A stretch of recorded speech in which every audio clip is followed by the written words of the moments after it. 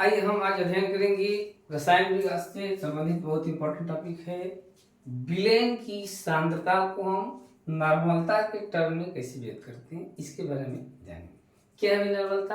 तो कह रहे हैं किसी भी विलेन की 1 लीटर में उपस्थित विलेय पदार्थ के तुल्यांकों की संख्या को विलेन की नॉर्मलता कहते हैं। कोई विलेन है और तो हम ये देखते हैं कि उसके 1 लीटर में किसी भी विलेय पदार्थ के कितने तुल्यांक हैं, उन तुल्यांकों की संख्या को कहते हैं विलेन की नॉर्मलता।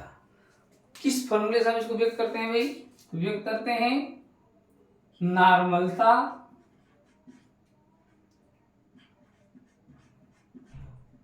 बराबर तुल्यांकों की संख्या, तुल्यांकों की संख्या बटे में विलेन का आयतन, विलेन का आयतन किसमें होना चाहिए? लीटर में। एक किस फॉर्मूले से हम नॉर्मलता किसी भी विलेन की ज्ञात कर सकते हैं और इसको हम विस्तार करेंगे तो नॉर्मलता को कैपिटल एन से प्रदर्शित करेंगे और capital N equal W into 1000 बटे में E इंटू V मिलीलीटर में। यहाँ पर इस फॉर्मूले में यहाँ पर 1000 और ये वॉल्यूम मिलीलीटर में जाता है।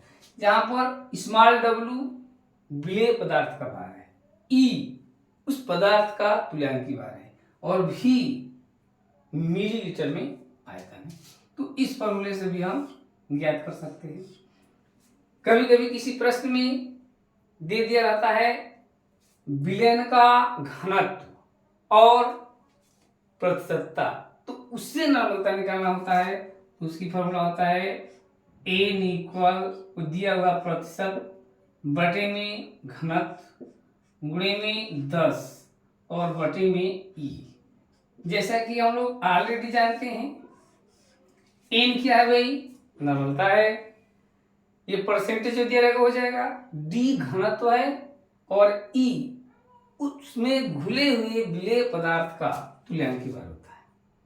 कंडीशनल क्या होता है भाई कि यदि कोई विलेन है उसके 1 लीटर में यदि विलेय का केवल 1 तुल्यांक घुलता है, कितना? 1 तुल्यांक। कितना घुलेगा? 1 तुल्यांक घुलता है, तो उस विलेन को कहते हैं नॉर्मल विलेन। कैपिटल एन से प्रदर्शित करते हैं। 1 लीटर में 1 तुल्यांक।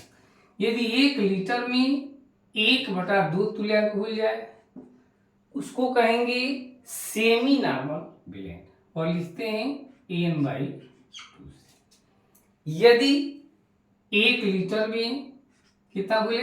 1/10 तुल्यांक घुलता है तो उसको कहते हैं डेसी नॉर्मल और लिखते हैं n/10। यदि 1 लीटर में 1/100 तुल्यांक घुला हो तो ऐसे विलेन को बोलते हैं सेंटी नॉर्मल और लिखते हैं n/100। ठीक है। आगे इसी टर्म में यदि 1 लीटर में 1/1000 तुल्यांक घुला हो तो उसको कहेंगे मिली नॉर्मल विलेन और n/1000 से रिप्रेजेंट करते हैं। तो ये अलग अलग टर्म में नॉर्मलता को एक्सप्रेस करने का एक पैटर्न है। तो नॉर्मलता ये हो जाती है और ये फॉर्मूले हैं, इसके द्वारा किसी भी विलेन की नॉर्मलता को हम ज्ञात कर सकते हैं। इस पर आधारित गणनाओं को अगले वीडियो में बताएंगे। तब तक केवल इसके डिफिनीशन और फॉर्मूला कंसेप्ट दे रहे हैं।